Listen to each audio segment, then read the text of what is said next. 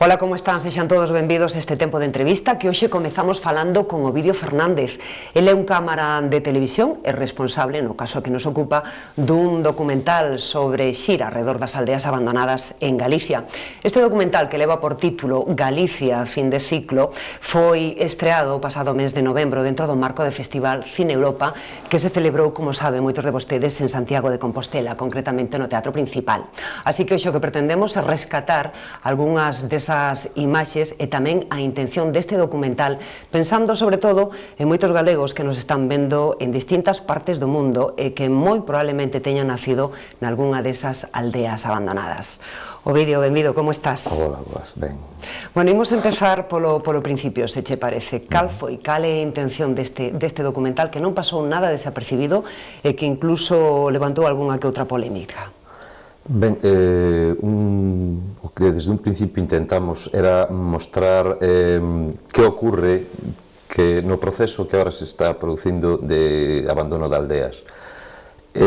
Unha das imágenes que se nos viña á cabeza inmediatamente era o que estaba ocurrindo aquí en Galicia pois fai 2000 anos, é dicir, de pronto os castros quedan abandonados, hai máis de 3000 castros abandonados en Galicia, e propiciado polo momento histórico, pois a xente abandonou esos castros e se asentou nas aldeas.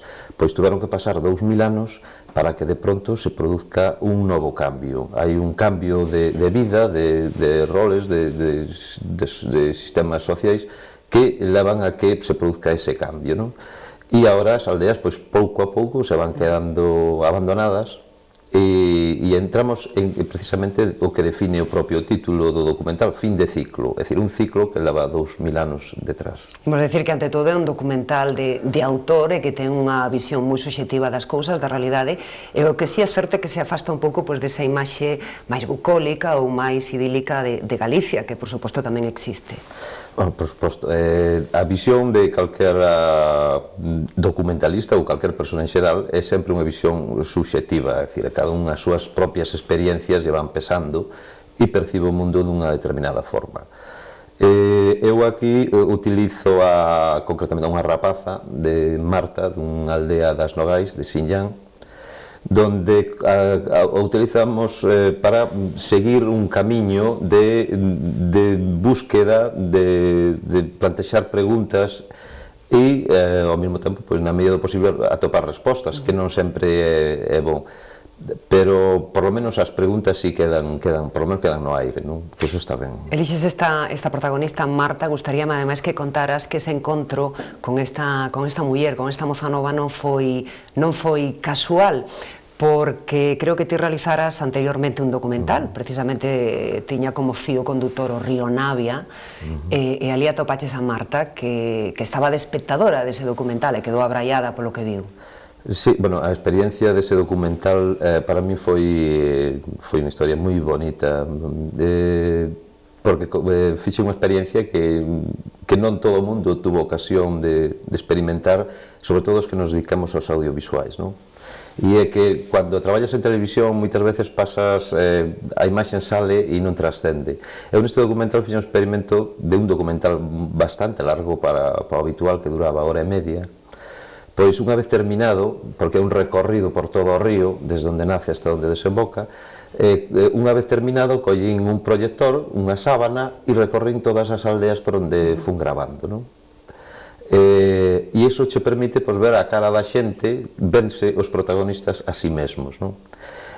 Cando cheguei ás Nogais, pois ali estaba Marta, e Marta quedou moi impresionada das imaxes, da forza das imaxes, sobre todo da súa zona, e o nexo que tiñamos por medio era o río era o que nos unía, unha forza de vida, non? Bueno, pois a partir de aí queríamos un pouco profundizar nesa historia que nos podía unir máis, que era ese paisaxe tan bonito, esas imaxes tan bucólicas, pois que era un mundo que está a desaparecer, non? Que solamente xa queda a naturaleza, o ser humano cada vez queda menos en esas terras. E dai surdiu a idea. E Marta representa neste documental a toda unha xeración que rompe cun mundo que está en crise. Sí, rompe con unha xeración, no seu caso, o análisis do declive das aldeas non é un proceso que se produzca xa. Hai que pensar que, por exemplo, nos anos 50 e 60, aquí en Galicia o 60% da población vivía no rural. É dicir, máis da mitad da población vivía no campo e tiña que sobrevivir a base dese traballo e ese esforzo con unhas condicións moi duras, non? De feito, a xente, pois claro, se planteou outro futuro, outros camiños. Hai aldeas que quedaron deshabitadas nesa época, nos 50 e pico. Eu teño que recordar agora unha que me supuxo un sentimento moi forte, que é a parroquia de Hórreos, no Courel, donde hai unha aldea de unhas 30 e pico casas, coa súa iglesia, co seu cementerio, con todo o que constituye unha parroquia. Entrar, sobre todo se vas solo, unha sensación sobrecolledora, non? Porque pensar que ali nun momento dado houve vida, pois como mellor pudo haber 100 e pico, 200 personas, nenos xogando, xente traballando, pois vellos sentados no escano, e ver aquel vacío, aquelas silvas que invaden as ventanas, as portas, que todo se vai pouco a pouco derruindo, iso é terrible, non? É dicir, un pode atopar físicamente que esas aldeas, que eses povos están baleiros, non? Sí. Pero metafóricamente falando, quizáis atopas que están cheos de vida, de outras vidas que estiveron ali. Sí, e é unha vida que hoxe nosotros podemos percibir porque o temos moi próximo. Non sei o que pasará dentro de 100, 200 anos. Intentar recuperalas físicamente, pois é moi loable, non? Intentar recuperar unha aldea, pois a recuperar as casas, pero hai unha cousa que xa nunca máis podremos recuperar e é a propia vida, a vida que ten dentro da aldea, non? Iso é imposible, non? A inmigración está lóxicamente na causa principal, na causa determinante deste despoboamento progresivo das aldeas. Por suposto, é dicir, a emigración, sobre todo o que estamos falando, é dicir, do século XX, pois a máis de mitad dos principios do século XX a xente marchou en masa a América, pero ainda resistiu porque os niveles de natalidade eran moi altos. E entonces, pois, as aldeas iban mantendo, é dicir, no momento quedaba o mourádigo, o mourazo que quedaba resistindo e a prole que tiña, pois, permitía. Claro, ca baixada de natalidade brutal nos anos 60, co desarrollismo económico que se produciu en toda España e o asentamento de modos de vida e de métodos anticonceptivos e demais, pois, fixo que frenara.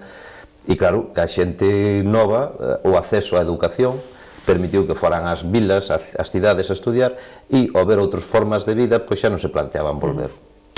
Insistimos en que Xinjiang é a protagonista deste documental, é dicir, esa aldea na que moi ben se poden atopar representados moitos dos galegos que nos ven. É unha aldea que non está completamente deshabitada e que moi ben podería formar parte dese censo que foi elaborado pola Sociedade para o Desenvolvemento Comarcal, que fala exactamente de 260 arriba ou abaixo aldeas abandonadas en Galicia e tamén de 8.000 povos con menos de 10 habitantes. Aí teríamos que destacar a provincia da Coruña, que é a que está un pouco nesta xerarquía, en primeiro lugar, onde hai máis lugares deshabitados, e sigue en segunda orde a provincia de Lugo. Bueno, o da estadística é unha cousa moi complicada. Pero iso é máis obxectivo, non? O documental é subxectivo. É o subxectivo. No, pero quero dicir que as cifras, nosotros, sin polemizar para nada, non? É dicir, hai que constatar unha cousa. En Galicia hai máis de 30.000 núcleos de población, é dicir, e somos menos de 3 millóns de habitantes. Eso dá unha idea da dispersión da xente. Incluso a administración a veces se encontra con problemas de cuantificar eso. E claro, é dicir, estamos falando de que nosotros intentamos contactar directamente cos concellos, chamando ao concello e digo, oiga, mire, en ese concello cantas aldeas abandonadas ou a punto de están? E había concellos onde realmente non o tiñan fácil. Por eso digo que a estadística a veces é complicada de levar adiante, non? Porque o que fai os censos, pois a veces hai xente que está na emigración e está censada ao mellor nunha aldea abandonada, ou ao revés, hai xente que está censada e que de pronto ven no verano a pasar uns días de vacacións a esa aldea e, polo tanto, se considera que está vivindo aí, entre comillas, ou vive na parroquia do lado e mantén aí unhas terras. É dicir, que é unha cosa un pouco complicada. O que se coñecemos, desde logo, son as consecuencias lóxicamente negativas, un tanto negativas desa realidade sociodemográfica. É dicir, envellecemento da poboación, ausencia de natalidade e, por suposto, tamén descenso de carencia absoluta de emprego para os mozos deses núcleos rurais. Eu penso que, negativo, vamos a ver, hai un problema, e ese problema, lóxicamente, non é propio de Galicia, nem moito menos, é un problema que se produce en toda Europa, sobre todo ca benestar económico, é dicir, non hai máis que ver, por exemplo, en Irlanda, se pasou recentemente, noutras zonas foi moito máis anterior, Galicia tiña un lastre, e é o minifundio. É dicir, hoxe en día un rapaz que se plantee vivir da agricultura ou da ganadería en unha aldea, pois teno moi complicado, porque o primeiro que se encontra é que hai miles de lindes por todo, espallados polo medio das fincas. En Galicia, co que se pleitea, ademais. Decide entón marchar, por exemplo, a construcción a Canarias. Sí, e é curioso que a agricultura, a rentabilidade da cultura, competir cas grandes áreas centroeuropeas ou americanas de explotación agrícola é moi complicado. É dicir, hai unha maquinaria moi evolucionada, os campos son moi amplios, hai terras moi chas. En Galicia a terra xa porcentualmente non é tanta. Entonces eso fai que non seña moi competitivo tal como está, é dicir, no concepto ese de aproveitar ao máximo a terra, non? Entonces, pois, se buscan alternativas a eso.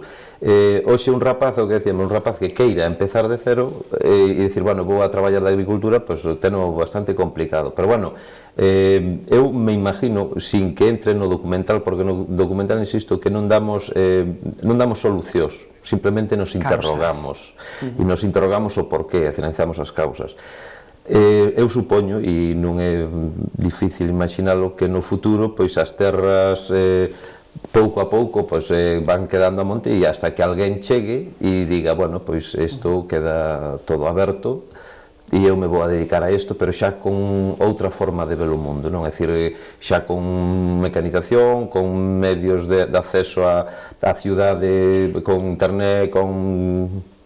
O certo é que hai iniciativas, eu non sei se nese percorrido por esas aldeas pois pudeches atoparte de fronte con moitas desas iniciativas que se están levando a cabo, tamén por parte de administración, e que consiste tamén esta iniciativa privada, por suposto, na recuperación de núcleos de aldeas, é dicir, que contan cun importante patrimonio material, unha boa riqueza arquitectónica, é dicir, falase da recuperación de aldeas con encanto, por exemplo, turismo rural, agricultura ecolóxica, en fin, todo ese tipo de cousas que son un reclamo turístico, non?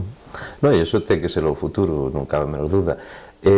O que pasa que, volvo outra vez ao mellor un pouco atrás, non? É dicir, a recuperación física está moi ben, é dicir, pode haber aldeas con encanto donde posiblemente os que naceron ali podan volver e dicir, que bonito, pero a alma desas aldeas xa non está aí, é dicir, a alma desa xente traballando ca cara e a cruz, é dicir, a cruz de unha vida moi dura, moi esclava, apegada á terra, que ten que marchar porque non lle queda outro remedio, porque a terra non é capaz de proporcionarlle o que lle está pedindo. E despois tamén quería entrar un pouco na selección natural que se produce e que entra no documental unha das cousas que máis conflito provocaba no debate ao final, non? E era o plantexamento de que as aldeas, a xente que marchou en principio nunha selección natural de os máis capaces, os máis válidos, os máis botados para diante, os que eran capaces, os máis aventureiros, e non tanto aventureiros, claro, de enfrentarse ao desconocido, non? É dicir, quen se enfrenta ao desconocido? Os máis fortes. Pois toda esa xente, moitas desas persoas que nos están vendo agora en primeira persoa. Estamos rematando, pero dúas últimas cousas, porque sei que estás en contacto con responsables dos distintos, de algúns centros centros galegos, precisamente para que este documental se poda exhibir e poda ser coñecido por máis xente, non? Pero dicía na presentación que este documental, Galicia fin de ciclo, que tamén tivo a súa parte de polémica. Que pasou coa matanza do porco? Que é unha das escenas que foi gravadas, que se puideron ser contempladas. Sí, sobre todo nos ambientes de urbe, pois resultou a mí un pouco máis duro, non? É dicir, os que vivimos a matanza do porco non o vimos tanto. Pero sí se produciu que estábamos en plena proxección e xusto cando aparece a matanza eu sinto un ruido e digo, me dá a sensación de que había xente que abandonaba o cine. Despois, cando acabou a proxección, me informou un rapaz, se acercou a mí e me dixo que quería unha copia en DVD. Dice, sí, é que eu fun o que caín, pero quería ter unha copia para poder velo, porque me encantou, pero foi superior ás miñas forzas soportar a sangre, é dicir, que eu en redondo. E eu penso que é necesario tamén mostrar esa imaxe, porque está dentro da vida da aldea, e a recuperación era un auténtico rito, todo o mundo que se montaba ao redor da aldea. Entón, teño que matizar, non foi exactamente polémica, foi máis que nada unha pequena anécdota. A anécdota, bueno, a polémica viñeron tamén trouxo a consecuencia de que sempre hai teóricos da imaxe que o consideran un momento dado forte e demais, pero bueno, ten que haber un pouco de todo sempre. Bueno, que ocorre entón con esa negociación que se está establecendo con distintos centros galegos para que poda verse Galicia fin de ciclo? Bueno, a idea de cando fixemos o documental é precisamente plantear o debate, é dicir, plantear que pasa con este fin de ciclo e sobre todo a xente máis afectada é sempre a emigración. E por eso queremos que a emigración sea consciente do que queda aquí en Galicia. Entonces entramos en contacto ou estamos iniciando o camiño de contactos con centros galegos e casas de Galicia no exterior para a posibilidade de ir alá, proxectar o documental e ao mesmo tempo que se produzca un debate para que esa xente que está na emigración poda plantear a súa visión de como está o mundo, este ciclo que se está a punto de terminar. Un documental, ante todo, que provocou a nosa curiosidade, que, por suposto, invita a reflexión de todos cantos nos ven. Ovidio, moitísimas gracias por estar aquí, por acompañarnos e, sobre todo, por brindarnos a posibilidade de asomarnos ás imaxes polo miúdo deste documental. E oxalá poda ser contemplado por todas esas persoas dos distintos centros galegos. Cantos máis, mellor. De acordo? Moitas grazas. Moitas grazas. Ben, rematamos aquí o tempo da entrevista. Vostedes, se queren seguir connosco, xa saben onde atoparnos, na canle internacional da Televisión de Galicia.